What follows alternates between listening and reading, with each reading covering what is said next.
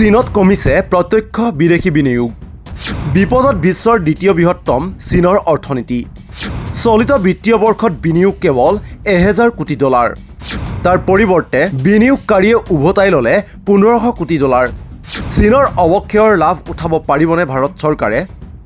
বহু দশক ধৰি অৰ্থনৈতিক ক্ষেত্ৰত দ্ৰুত উন্নয়ন সাধন কৰি আহিছে চীনে। বিশ্বৰ দ্বিতীয় বৃহত্তম অৰ্থনীতি হিচাপে চিহ্নিত চীনৰ প্ৰত্যক্ষ বৈদেশিক বিনিয়োগো অধিক। কিন্তু যোৱা বছৰৰ পৰা প্ৰত্যাহ্বানৰ সন্মুখীন হৈছে জিনপিং চৰকাৰ। কিয়নো যোৱা বৰ্ষৰ পৰাই কমিছে প্ৰত্যক্ষ বৈদেশিক বিনিয়োগ। চলিত বিত্তীয় বৰ্ষৰ প্ৰথম 3 মাহত বিদেশী বিনিয়োগকাৰীয়ে চীনৰ বজাৰ ব্যৱস্থাৰ পৰা উঠাই নিছে $1500 কোটি। ব্ৰিটিছ সংবাদ মাধ্যম দ্য টেলিগ্ৰাফত প্ৰকাশ পাইছে এই তথ্য। বিশেষজ্ঞৰ মতে অৰ্থনৈতিক দিশত বৃহৎ প্ৰত্যাহ্বানৰ সন্মুখীন হ'ব পাৰে কমিউনিষ্ট পাৰ্টি নেতৃত্বাধীন চীনৰ চৰকাৰ। চলিত বিত্তীয় বৰ্ষৰ প্ৰথম 3 মাহত $1000 কোটি প্ৰত্যক্ষ বৈদেশিক বিনিয়োগ লাভ কৰিছে চীনে। ষ্টেট এডমিনিষ্ট্ৰেশ্যন অৱ ফৰেইন এক্সচেঞ্জৰ তথ্য মতে এই সময়ছোৱাত বিদেশী বিনিয়োগকাৰীয়ে উঠাই নিছে $1480 কোটি। চীনা অৰ্থনীতিৰ অৱনতিয়ে কি অৰ্থ বহন কৰিব আন দেশৰ বাবে?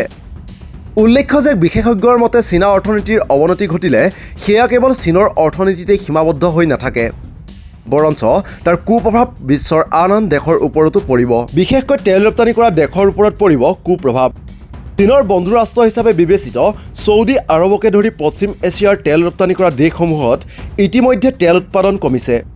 কিয়নো চীনৰ অৰ্থনীতিৰ অৱনতি ঘটা মানেই তেলৰ চাহিদা হ্ৰাস পাব।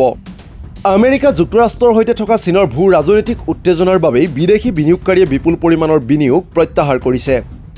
আমেৰিকা যুক্তৰাষ্ট্ৰলৈ ৰপ্তানি কৰা পশ্চিম বিশ্বৰ কোম্পানীসমূহে যোগান শৃংখলত বিপদ কমাবলৈ ভিয়েটনাম আৰু মেক্সিকোৰ দৰে দেশত নিজা কাৰ্যালয় তথা ব্যৱসায় খুলিব ধৰিছে।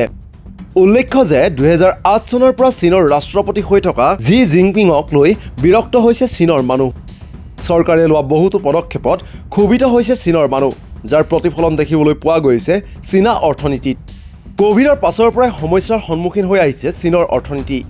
ইতিমধ্যে বহুতো ডাঙৰ ব্যৱসায়ীয়ে চীন পৰিত্যাগ কৰিছে। 2022 চনত বিশ্বৰ প্ৰায় $2700 কোটি ওপৰত থকা কোটিপতিৰ 600 গৰাকীতকৈও অধিক আছিল চীনৰ। ফৰ্বছৰ প্ৰতিবেদন অনুসৰি যোৱা বৰ্ষত সেই সংখ্যা হ্ৰাস পাইছেগৈ 562লৈ। এতিয়া চীনৰ অৰ্থনীতিৰ এই অৱনতিৰ সুযোগ ভাৰতে ল'ব পাৰিবনে নাই সেয়া হ'ব লক্ষণীয়। কিয়নো ভাৰতত আছে চীনতকৈও বৃহৎ বজাৰ, ৰাহি মূল্যত উপলব্ধ শ্ৰমিক। গতিকে চীনৰ পৰা প্ৰত্যাহাৰ কৰা বিদেশী বিনিয়োগ ভাৰতলৈ আমন্ত্ৰণত সফল কাম হ'বনে ভাৰত, সেয়াহে হ'ব লক্ষণীয়। নিউজ ডেস্ক ৰিপৰ্ট, দি ক্ৰছ কাৰেণ্ট।